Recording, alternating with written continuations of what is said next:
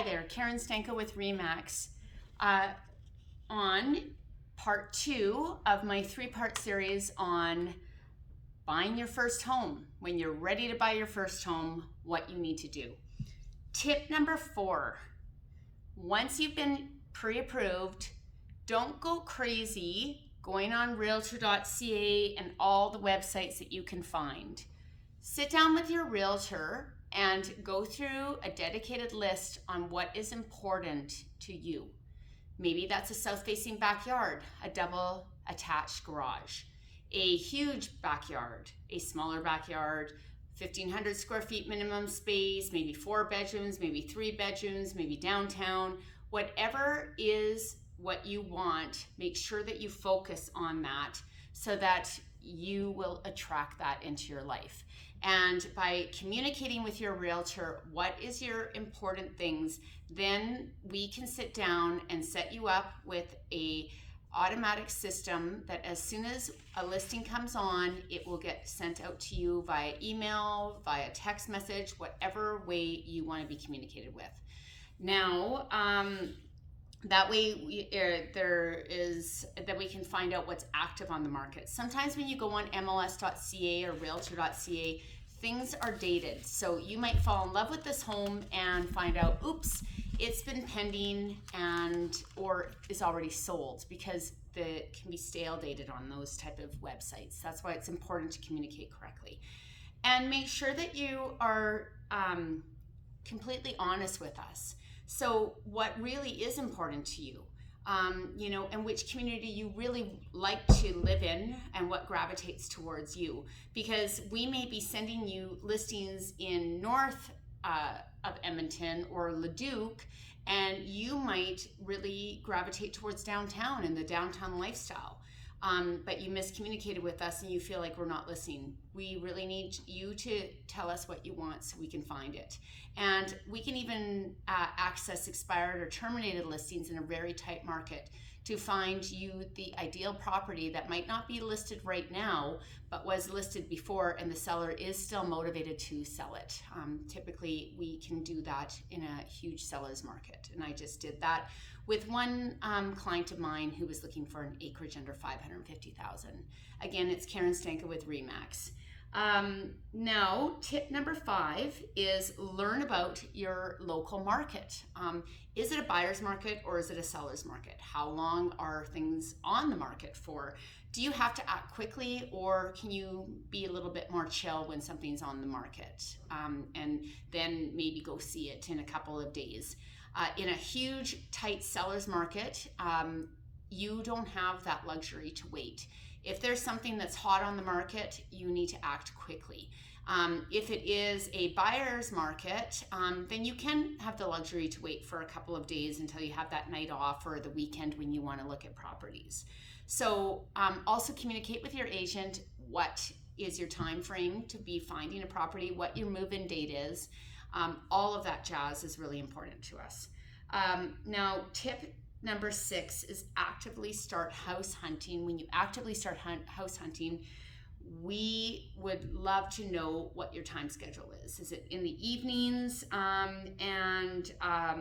We can also access for sale by owners and also new home builds. So remember, when you go into a new home build, the problem is that is a for sale by owner essentially, and their job, they are not mandated or legislated or licensed like we are, so they don't have any ethics binding them. Their goal is simply to get your pen to paper with the biggest amount that they can get you to spend. They are representing the builder specifically, not your interests. And a lot of people think that they can go in there and that they have their the builders have their best interests. They don't. So don't go in there unrepresented. Let us know and we can go in to show homes and negotiate on your behalf. There are a ton of things that new home builders will negotiate on that you won't even know. Sneaky little things like they might include appliances, air conditioning, window coverings, different things that you would never even think to ask for, but you can negotiate in. But go with an experienced agent like myself who's been doing this with RE/MAX for 16 years and can help you negotiate the best deal out there. Now you find your perfect house. Wow, this is your dream house. What do we do now? We can write an offer to purchase on that. Now remember, there is a lot of 3 different things that you can back out on your offer. We usually write it subject to financing, subject to home inspection, and when it comes to financing, the 3rd thing, of course, is appraisal, making sure that it appraises out and the banks know what the value is. That is super important. So you write your offer. That offer goes to the seller. You can negotiate it back and forth so that you have everything in your best interests and you feel comfortable with, okay? The price point is really important. Possession, that's when you're actually getting your keys, can be really important. The deposit amount that you put down is important when you're writing an offer. There's ways of positioning this to make sure that you get the home at the lowest possible price in this market. All right. And typically you can negotiate best when you're not competing with other offers. So getting in quick and being one of the first to write an offer is usually advantageous. If you are in competing in multiple offers, that becomes a little bit more complicated. And if you're interested in finding out a little bit more about how multiple offers work, just feel free to send me an email at buyedmontonproperty.com or send me a text or a call at 780-297-3132 and I can explain how multiple offers work. They're basically bidding wars and there's different ways of positioning it. But the biggest thing is to avoid getting into a bidding war by being very aggressive on your viewings and knowing exactly where you want to be and at what price point. The more focused you are on your home search, the more successful you will be, and that is very important.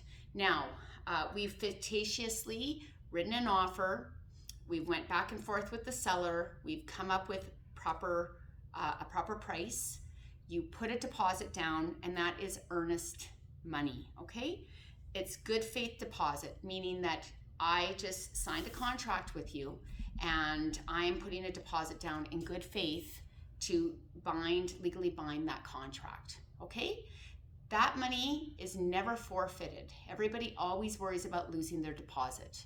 That is nearly impossible to do unless you write an unconditional offer, which I don't advise on, okay? So stay tuned for my next video. It's Karen Stanka with RE/MAX, 780-297-3132, or Karen at buyedmontonproperty.com for any additional information. Video 3, we will discuss closing and how to work through your offer. Coming next.